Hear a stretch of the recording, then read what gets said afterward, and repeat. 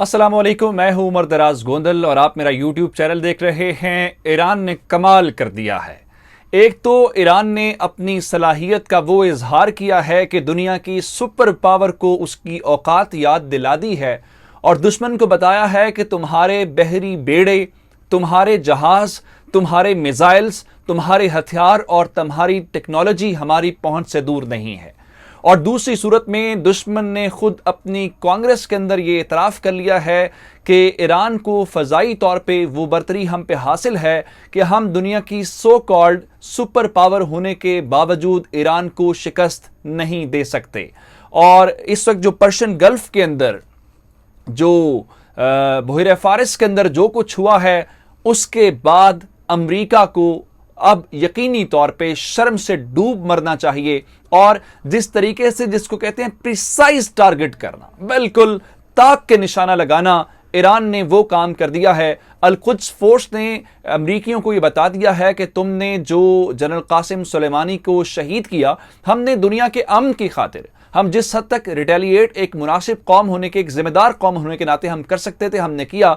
लेकिन आप यूं समझिए कि जिस तरीके से पाकिस्तान ने 27 फरवरी को भारत के साथ किया था, कि भारत हमसे कई गुना बड़ी एयरफोर्स के साथ मौजूद था, लेकिन उसके बावजूद हमने उसके उस टारगेट को लॉक किया और उसके बाद हमने निशाना बनाया और हमने अपनी मर्जी का रिजल्ट लिया। बिल्कुल उस तरीके से, बल्कि उससे भी कहीं ज्यादा अच्छे तरीके से अमेरिका ने भी ईरान ने भी अपने अमेरिकी टारगेट को लॉक किया है। और लॉक करने के बाद उसकी, अगर वो चाहते तो उसको निशाना बना के उड़ा देते, लेकिन उन्होंने अमली तौर पे उड़ाया नहीं है। दुश्मन को पैगाम दिया है। उन्होंने एक फुटेज जारी की है।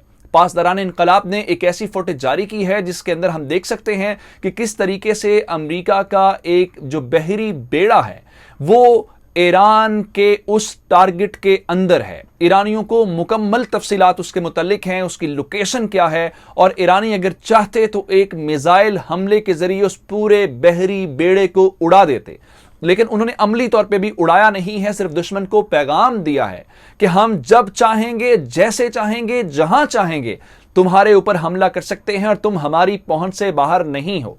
लेकिन यह मुकम्मल फुटेज जो 3 मिनट से जायद की है, उस फुटेज के पहले हिस्से में अमेरिका का जो टारगेट है, यानी जहां पे अमेरिकी बहरी बेड़ा खलीज फारिस के अंदर मौजूद है, वहां पे उन्होंने क्या किया कि वहां के ऊपर टारगेट करके ये बता दिया कि ये तुम्हारा जहाज खड़ा है, यानी बहरी बेड़ा खड़ा है और इसके ऊपर इतने जंगी जहाज हैं, इन जंगी जहाजों की लोकेशन ये है, इस बहरी बेड़े के ऊपर इतने तुम्हारे फौजी मौजूद हैं, इतने तुम्हारे ड्रोन्स मौजूद हैं, और इन जंगी जहाजों के अंदर कौन से मिसाइल्स लगे हुए हैं उसकी मुकम्मल तफसीलात इंतहाई क्लोजली दिखाई गई हैं।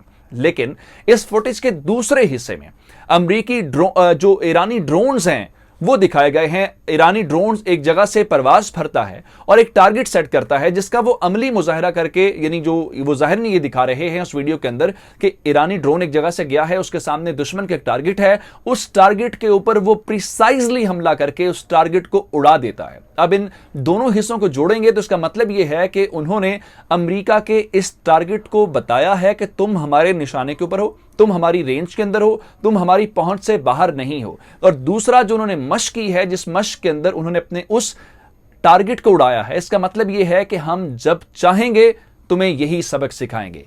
ये चशम कुशा इंकशाफात हैं और अमेरिका के लिए बहुत सारा परेशानी का सामान है। सुपर पावर के लिए हजीमत का वक्त है, हजीमत का सामान है, शर्मिंदगी का मकाम है। ये तमाम स्टोरी आपके लेके आपकी खिदमत में हाजिर हुए हैं। लेकिन उससे पहले आपसे गुजारिश करेंगे कि हमारा YouTube चैनल सब्सक्राइब कर लीजिए और बेल आइकॉन के ऊपर क्लिक कर लीजिए। जो बाइडन हो या पेंटागन हो, अमेरिका की CIA हो, इन सब के लिए परेशानी का सामान बन गया है।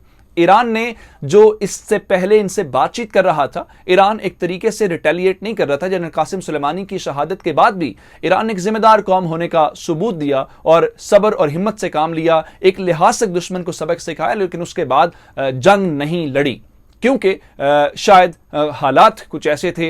हिकमत अमली होती है। रहबर आला ने बड़ी तदब्बुर के साथ कौम को बड़ी हिकमत के साथ समझाया कि दुश्मन को थका के मारेंगे, दुश्मन को लंबी जंग के अंदर मारेंगे, इश्तियाल में नहीं आना। और ईरानी कौम इश्तियाल में नहीं आई। लेकिन जिस तरीके से उन्होंने अपनी टेक्नोलॉजी को इंप्रूव करके दुश्मन के लिए परेशानी का सामान बनाया है, वो बड़ा हैरान कुन है। मैं आपके सामने खलीज फारिस की सारी स्टोरी रखना चाहता हूं ताकि आपको मालूम हो हुआ क्या है।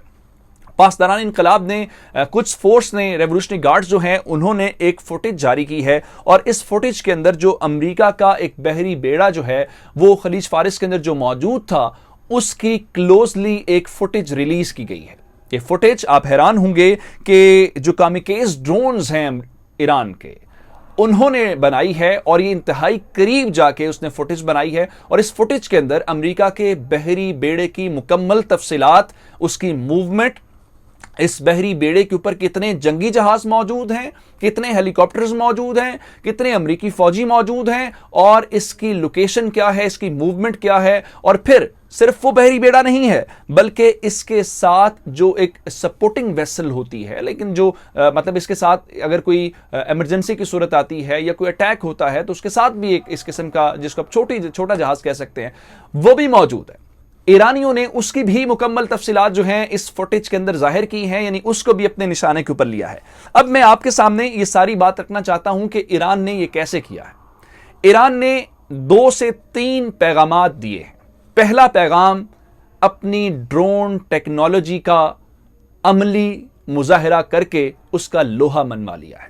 अमेरिका अपने आप को सुपर पावर कहता है, लेकिन ईरानियों ने ये कमाल करके, ये काम करके बता दिया है कि ड्रोन की टेक्नोलॉजी को लेके ईरान दुनिया की सुपर पावर है। फिर मैं आपको अमेरिकियों के मुंह से ही बात बुलवा के, कहलवा के, उनकी कही हुई बात आपके सामने रखूंगा, लेकिन फिलहाल इस बात को आगे लेके चलते हैं कि इस वक्त ईरान ने यह काम क्यों किया है। ईरान ने काम इसलिए किया है कि उसके दुश्मन को मालूम होना चाहिए कि जनाब आली जो कामिकेज उनके ड्रोन्स हैं, उन्होंने अमेरिका के बहरी बेड़े को, या किसी को कहते हैं ना गर्दन से दबोच लेना, उन्होंने गर्दन से पकड़ लिया है। इससे पहले उन्होंने एक मशक की थी जिसके अंदर सितंबर के अंदर भी उन्होंने यही काम किया था। सितंबर के अंदर भी उन्होंने एक अमेरिकी कैरियर की बड़े क्लोजली फुटेज बनाई थी, उसको लॉक करके बताया था और ये अमेरिका को कहा था कि हम ये काम कर सकते हैं, यानी छुप के नहीं बनाया, उसको लॉक करके उसकी फुटेज यानी टारगेट करके। लॉक करने का मतलब क्या होता है? लॉक करने का मतलब यह है कि पॉइंट ए है जिसके ऊपर पाकिस्तान ने या ईरान ने हमला करना है, तो पहले उसको वो निशाने पे लेते हैं, फिर देखते हैं कि हमारी रेंज में है कि नहीं है, कि हम इसको प्रिसाइजली हमला कर सकते हैं कि नहीं कर सकते। ईरान ने ये काम कर दिखाया। अब मैं आपके सामने रखना चाहता हूं कि उन्होंने आखिरी साल सितंबर में ये काम किया था दुश्मन को पैगाम देने के लिए, लेकिन उस वक्त भी हमला नहीं किया, अब भी हमला नहीं किया। इसके अलावा जनवरी के महीने में ईरान ने एक मशकें की और उन मशकों के अंदर उन्होंने इसका अमली मुजाहिरा किया था, यानी किस तरीके से दुश्मन के करियर को लॉक करना है, उसके उस बहरी बेड़े को लॉक करके फिर किस तरीके से हमला करना है, जिसका आज मशक से आगे अमली मुजाहिरा किया है। और अमली मुजाहिरा किसी गांव के, किसी मोहल्ले के शख्स के साथ नहीं किया, दुनिया की सुपर पावर के साथ किया है और दुनिया की सुपर पावर के बहरी बेड़े को अपने निशाने के ऊपर लिया है और उसको बताया है कि जब चाहेंगे हमला कर सकते हैं। अब आ जाते हैं अगली बात के ऊपर। मैंने आपको पहला नुकता यह बता दिया कि दुश्मन को पैगाम दिया है कि तुम हमारी पहुंच से बाहर नहीं हो। दूसरी सतह के ऊपर हमारी ड्रोन टेक्नोलॉजी का तुम मुकाबला नहीं कर सकते, और अगर तुम अपने आप को सुपर पावर कहते हो, तुम सिर्फ कहते हो, और हम अपनी ड्रोन टेक्नोलॉजी के अमली मुजाहिरे के साथ दिखाते और बताते हैं कि हम ड्रोन की टेक्नोलॉजी के साथ सुपर पावर हैं। अब अमरीकी जो फौजी हैं या अमरीकी फौज के जो सरबराहान हैं, उन्होंने अपने कानून साजों के सामने, अपनी कांग्रेस के सामने रोना शुरू कर दिया है, दुहाइयां देना शुरू कर दी हैं कि ईरान अब हमसे कहीं आगे निकल गया है। मैंने आज आपको जिस ड्रोन के मुतालिक, कामिकेज ड्रोन के मुतालिक बताया, इससे पहले मैंने एक वीडियो के अंदर मुकम्मल तफसीलात आपके सामने रखी थी ईरान की ड्रोन टेक्नोलॉजी के लेके, जो आपने बहुत पसंद की और जो उनकी उस दिन नेशनल आर्मी डे के मौके के हवाले से हमने आपको बताया था। अच्छा, वापस आते हैं। जो अमरीकी सेंट्रल कमांड है, जो मशरक़ वुस्ता और इस सारे रीजन के अंदर अमरीका की जो बॉर्डर्स हैं उसके बाहर उसकी जो मिलिट्री की कार्रवाइयाँ हैं उसको देखते हैं। वहाँ पे जो जनरल मैकेंजी हैं, जो सेंट्रल कमांड के सरबराह हैं, उन्होंने एक अपनी कांग्रेस के सामने ये शहादत दी है और अमरीकी कांग्रेस के सामने शिकस्त खुर्दा अल्फाज के साथ ये एतराफ़ कर लिया है कि अमरीका ईरान से बहुत पीछे रह गया है और ईरान ने अपनी ड्रोन टेक्नोलॉजी के ज़रिए हमसे हवाओं में, फ़ज़ाओं में, यानी फ़ज़ाई दुनिया के ऊपर बरतरी हासिल कर ली है। ये मैं आपके सामने ये बात कह सकता हूँ कि जो super power, so called super power है, उसने किसी और को सुपर पावर मान लिया है, और वो कोई और नहीं, वो अमेरिका का सबसे बड़ा दुश्मन ईरान है। और तारीफ वो होती है जो दुश्मन के मुंह से हो। और अमेरिकी कांग्रेस के सामने जनरल मैकेंजी ने माना है कि हम अमेरिका बहुत बड़ी ताकत होने के बावजूद, बहुत ज्यादा असलहा होने के बावजूद, बहुत ज्यादा टेक्नोलॉजी होने के बावजूद हम ईरानियों का उस तरीके से हल नहीं निकाल पाए, और ईरान की ड्रोन टेक्नोलॉजी ने हमें शिकस्त से दो चार कर दिया है। ये जनरल मैकेंजी ने जो कांग्रेस के सामने कहा वो तो अपनी जगह पे है, लेकिन इस अमरीकी बेड़े, जंगी बहरी बेड़े का ये फुटेज सामने आना, उसको लॉक करना, ड्रोन्स की उसको प्रिसाइज तस्वीरें बनाना, तमाम तफसीलात मंजर-ए-आम पे ऊपर ले आना और अमेरिका को ये बताना कि हमारी ये पहुंच है, तुम लोग हमारे ऊपर हमला करने के लिए खलीज फारस में आए हो, हम तुम्हारे ऊपर नजर रखते हैं और तुम हर वक्त हमारे निशाने के ऊपर हो। ये बहुत परेशानी का सामान है। जिसके बाद जो बाइडेन साहब जो हैं वो अब यकीनी तौर पे हंगामी मीटिंग्स, और ये वही हाल हुआ है जो भारत के साथ पाकिस्तान ने 27 फरवरी को लॉक करके टारगेट किया था। ईरानी अमरीकियों को टारगेट कर सकते हैं, कहीं पर भी कर सकते हैं, जिसका उन्होंने अमली मुजाहरा कर दिया है। आपकी समातों का बहुत शुक्रिया। हमारा यूट्यूब चैनल जरूर सब्सक्राइब कीजिएगा। खुदा हाफिज।